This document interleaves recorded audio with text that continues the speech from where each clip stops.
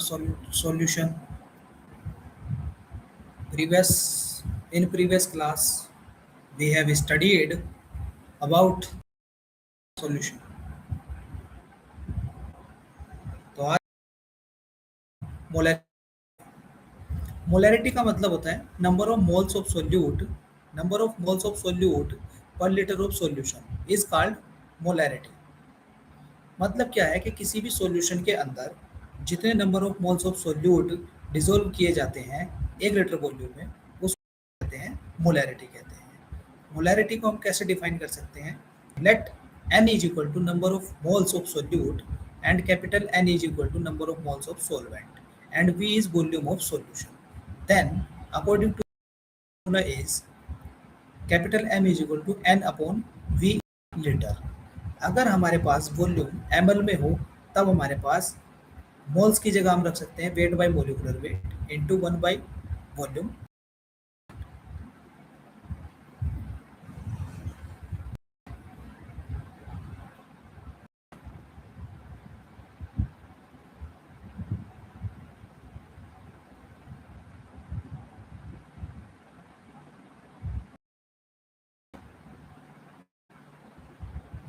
Number of solute is equal to molarity into volume in liter.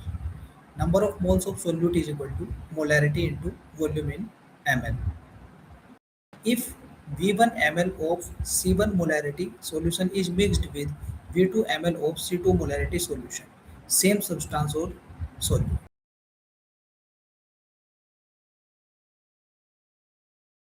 Solution की volume को add कर दिया जाएगा V1 प्लस V2 और हमारे पास दो सॉल्यूशंस होंगे जिनकी कंसंट्रेशन और वॉल्यूम क्या होगी C1 V1 plus C2। Final हमारे पास क्या आ जाएगा? फाइनल कंसंट्रेशन आ जाएगी C1 V1 plus C2 V2 over V1 plus V2, जिसका मतलब क्या है? Total moles upon volume.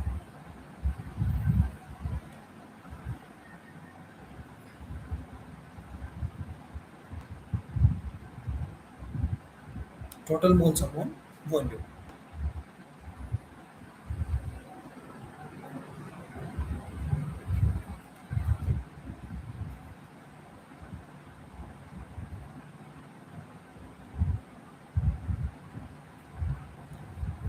Molarity it change on changing temperature. Molarity जो होती है टेम्परेचर को चेंज करने पर चेंज हो जाती है। ठीक है, ऐसा क्यों होता है? क्योंकि ये डिपेंड करती है वॉल्यूम पर, इसलिए मोलैरिटी क्या है? वो चेंज हो जाती है टेम्परेचर को चेंज करने पर। नेक्स्ट हम चलते हैं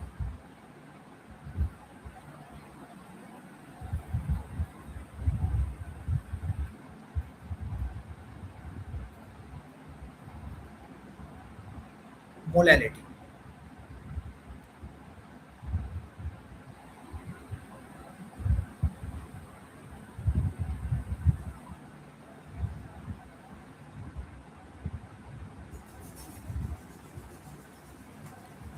मोलैरिटी, अब हम दूसरी कंसंट्रेशन टर्म की बात करते हैं जिसका नाम है मोलैलिटी। ये स्पेलिंग मिस्टेक हो रही है, जिसको हम लिख सकते हैं मोलैलिटी, MOLALITY, मोलैलिटी। तो मोलैलिटी हमारे पास क्या होता है कि number of moles of solute per KG of solvent is called molality. Let हमने क्या किया? हमने अज्यूम कर लिया कि W ग्राम ऑफ सोल्यूट, जिसका मोलर मास हमारे पास दे रखा है m gram per mole, is dissolved in capital W gram of solvent. Then molality क्या हो जाएगी? Weight by molecular weight into 1000 by weight of the solvent. इसमें एक चीज याद रखने की है, एक चीज पर पे अटेंशन, ध्यान रखने की चीज है कि जो हमारे पास मोलैलिटी है 1000 ग्राम ऑफ सॉल्वेंट इसमें यूज होते हैं, 1000 ग्राम ऑफ सॉल्वेंट इसमें यूज किए जाते हैं।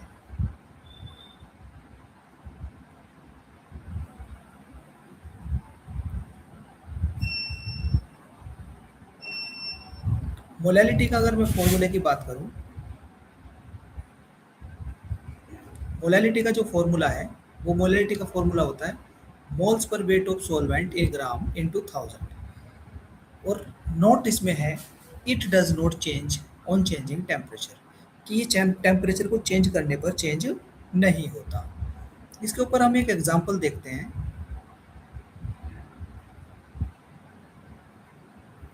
Let's see an example. If 20 ml of zero point 0.5 molar Na2SO4 is mixed with 50 ml of zero point 0.2 molar H2SO4 and 30 ml of zero point 0.4 molar Al2SO4 की thrice solution, calculate concentration of Na plus ion, concentration of H plus ion, concentration of sulfate ion, concentration of Al plus 3 ion, assuming dissociation is 100%। देखो हमें क्या करना है, molar concentration निकालनी है हर ion की, every ion की हमें क्या करनी है, मोलर कंसंट्रेशन निकालनी है। जैसे Na प्लस की molar concentration, H plus ion की कंसंट्रेशन, H2 SO4 माइनस 2 की मोलर कंसंट्रेशन, Al प्लस 3 की मोलर कंसंट्रेशन। वी नो दैट मोलैरिटी का जो फॉर्मूला है वो क्या होता है, moles per volume, moles per volume, जिससे हम मोल्स को कैलकुलेट कर सकते हैं मोलैलिटी इनटू वॉल्यूम। तो हमारे पास जो मोल्स हो जाएंगे, मोल्स कितने आएंगे, यहाँ पे देखो, if 20 ml of 0.5 molar Na2SO4 is mixed, तो यहाँ पर Na2SO4 के जो मोल्स आएंगे वो कितने आएंगे, 0.5 into 20, that is 10 milli moles of Na2SO4। जब Na2SO4 को ब्रेक किया जाएगा, फर्दर मैं इसमें दिखा देता हूँ आपको।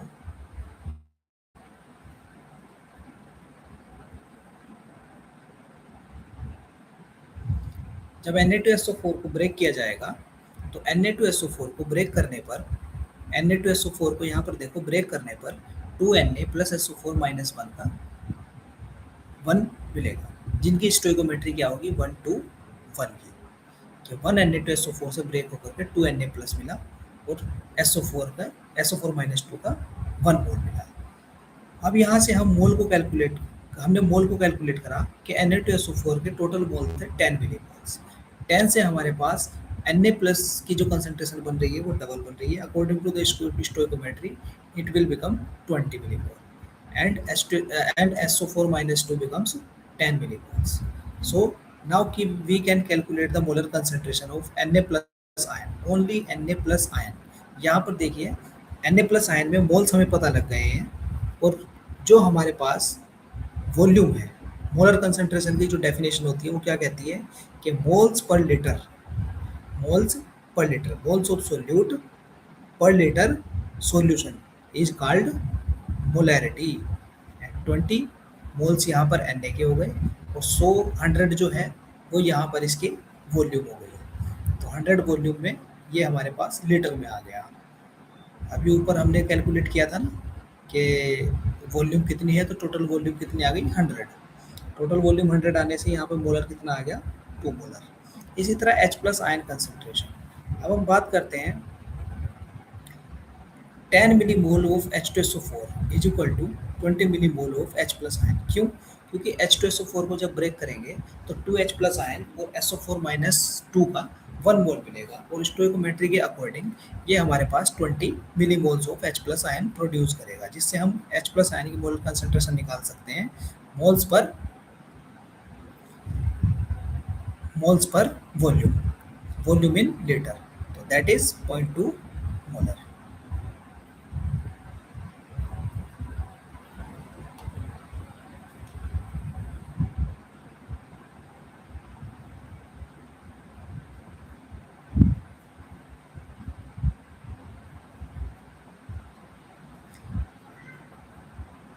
इसी तरह हम बात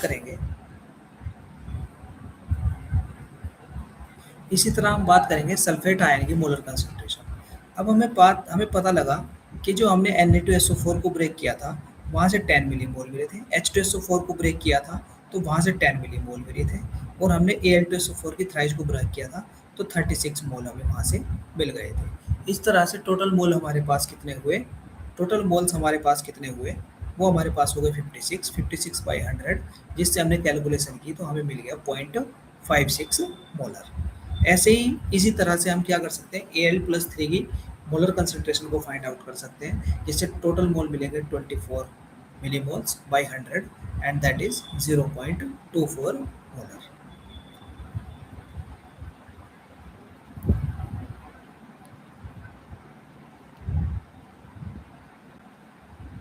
नेक्स्ट हम बात करते हैं relationship between molality and molarity of the solution.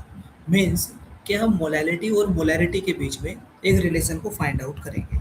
ठीक है, सबसे पहले हम क्या करते हैं कि मोलैरिटी और मोलैलिटी के बीच में रिलेशन को निकालने से पहले हम क्या अज्यूम करते हैं, हम अज्यूम करते हैं कि लेट डब्ल्यू gram of solute of molar mass m gram per mole is dissolved in capital W gram solvent and density of resulting solution is d gram per ml। से हमने क्या माना, हमने मान लिया कि 1 लीटर सॉल्यूशन हमने टेकन किया। ठीक है, कि हमारे पास जो सॉल्यूशन है वो 1 लीटर का है। मोल की डेफिनेशन कहती है, मोलर की डेफिनेशन कहती है, मोलैरिटी की डेफिनेशन कहती है कि number of moles of solute is dissolve पर लीटर सॉल्यूशन। तो हमने क्या किया कि से volume of solution is 1 litre. अगर सॉल्यूशन की वॉल्यूम 1 लीटर है तो वॉल्यूम के हिसाब से इसका मास कितना हो जाएगा, क्योंकि हमें पता है since we know that कि m is equal to v into d, mass is equal to volume into density। तो one so mass of 1 liter solution is equal to v into d। v is 1000 ml and d is density in, that is the mass in gram, that is the mass in gram।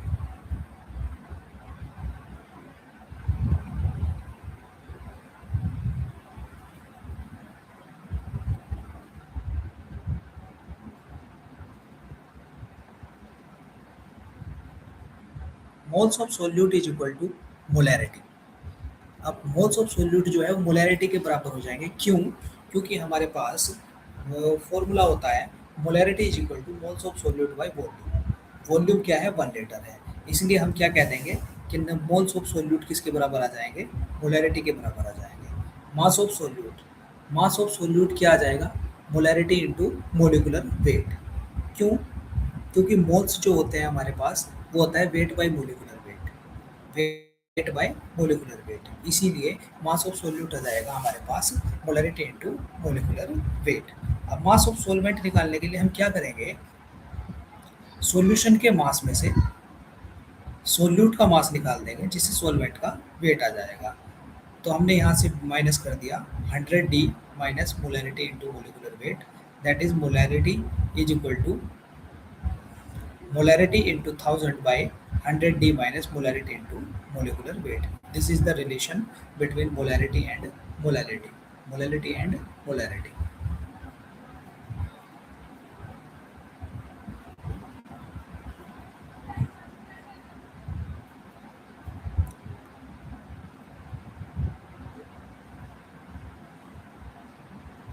Where number of moles of solute is equal to molarity।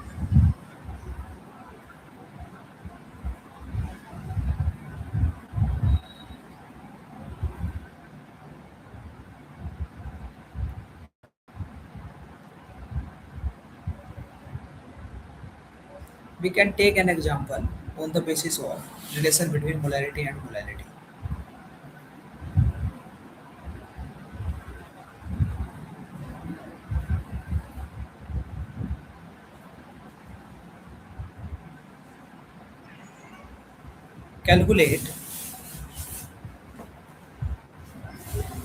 Calculate molality of 1.2 molar H2SO4 solution if its density is 1.4 gram per ml।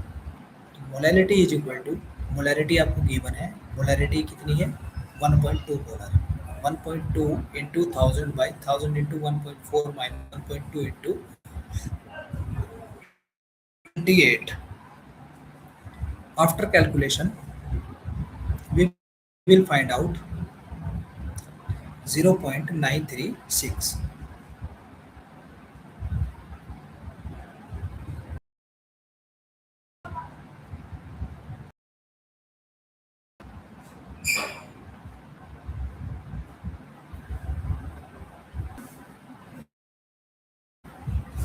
About normality,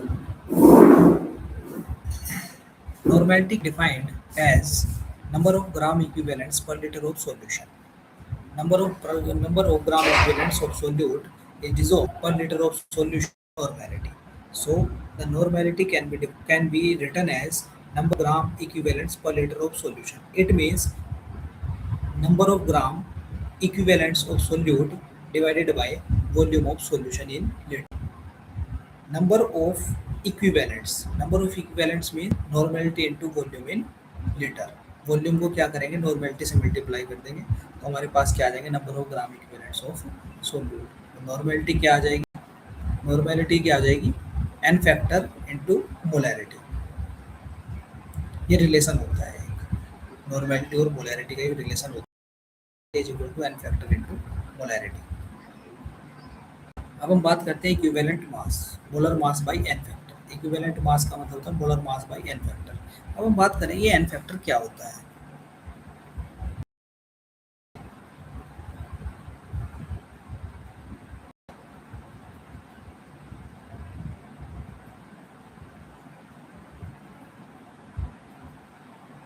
Equivalent mass, molar mass by n factor.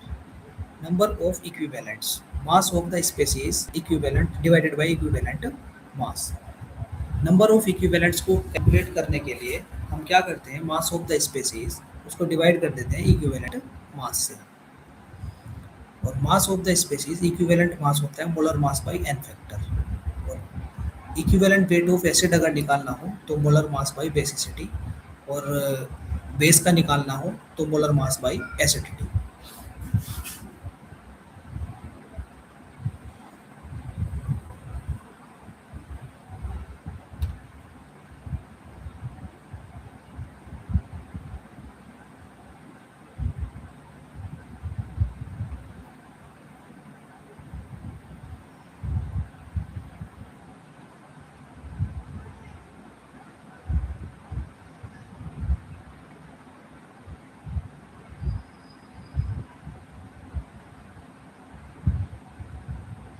Equivalent weight of base is equal to molar mass of base divided by acidity. Equivalent weight of salt, total mass over total positive valency of metal ions. हम बात करते हैं ये N factor क्या होता है. अब N factor को कैलकुलेट कैसे करते हैं.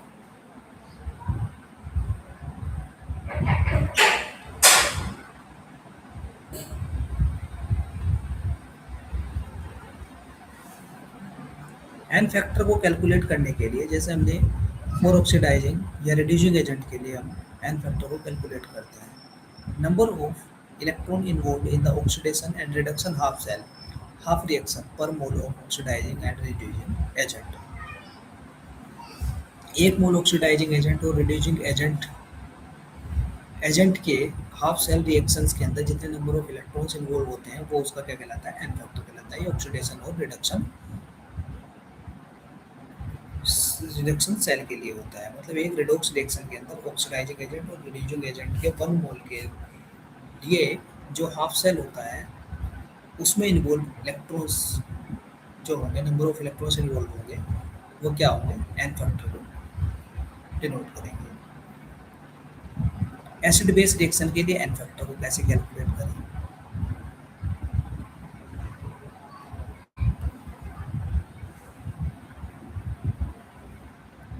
For acid base reaction, number of H plus ions displaced or OH minus ion displaced per mole of acid and base. कि हम क्या कह सकते हैं कि एक मोल एसिड और बेस से जितने H प्लस आयन या OH माइनस आयन प्रोड्यूस होते हैं तो वो उसका एन फैक्टर कहलाता है रेस्पेक्टिवली. जैसे अगर एसिड से हम H प्लस आयन्स को ले रहे हैं तो हम उसको क्या कह देंगे, एसिड्स का एन फैक्टर कह देंगे. बेस से OH माइनस आयन मिल रहे हैं तो वो बेस का एन फैक्टर होगा. जैसे NaOH के लिए हम इसको ब्रेक करें, Na प्लस OH माइनस मिलता है तो एन फैक्टर क्या बन जाएगा, 1. और H2SO4 के लिए एन फैक्टर क्या बन जाएगा, 2, क्योंकि H2SO4 से हमें क्या मिलेंगे, 2H प्लस आयन मिलेंगे. सिमिलरली फॉर साल्ट के लिए हम बात कर सकते हैं कि total charge on cation, salts के लिए हम बात कर सकते हैं N is equal to total charge on cation और total charge on anions. Simple salts के लिए जैसे Al2SO4 की होल थ्राइस है, इसके लिए एन फैक्टर क्या होगा, चार्ज ऑन द कैटायन और चार्ज ऑन द एनायन. अगर हम बात करें Al2SO4 की होल थ्राइज, इसको ब्रेक करें तो हमारे पास क्या मिलेगा, 2Al+3 और 3SO4 माइनस 2, तो 2 into 3 that is 6 charge on cation.